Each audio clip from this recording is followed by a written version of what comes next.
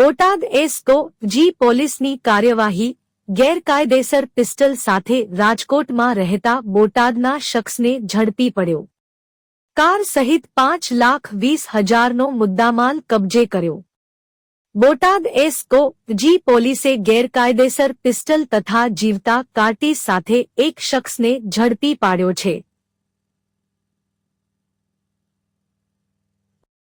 પોલીસે આરોપી પાસેથી 4વ્હીલર કાર, પિસ્ટલ અને જીવતા કાર્ટીજ સહિત કુલ 5,20,000નો મુદ્દામાલ કબજે કર્યો છે।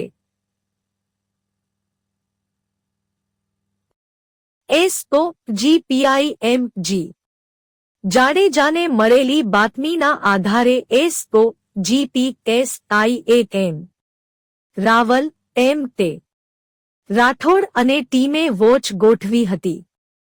બોટાદના ઢાકણિયા રોડ પર પોલીસે એક 4વ્હીલર કારને કોર્ડન કરી તપાસ કરતા તેમાંથી ગેરકાયદે પિસ્ટલ અને 4 જીવતા કાર્ટીજ મળી આવ્યા હતા। પકડાયેલા આરોપીની ઓળખ નઈમભાઈ રફીકભાઈ ભાસ તરીકે થઈ છે।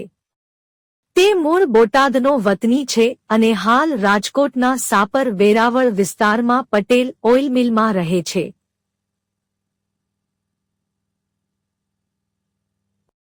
પોલીસે આરોપીની વધુ તપાસ કરતા જાણવા મળ્યું કે તેની સામે અગાઉ ટાઉન પોલીસ સ્ટેશનમાં મારામારીનો ગુનો નોંધાયેલો છે।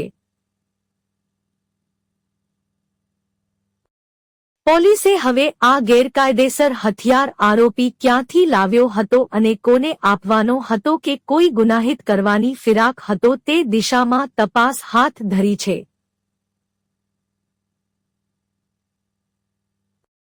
ભાવનગર રેન્જ આઈજી ગૌતમ પરમારની સૂચના મુજબ બોટાદ જિલ્લા પોલીસ અધિક્ષક કે.એફ. બરોલિયાએ જિલ્લાના તમામ અધિકારીઓને કોઈ ગંભીર પ્રકારના ગુન્હાઓ ન બને તે માટે જરૂરી પેટ્રોલિંગ રાખવા સૂચના આપી હતી।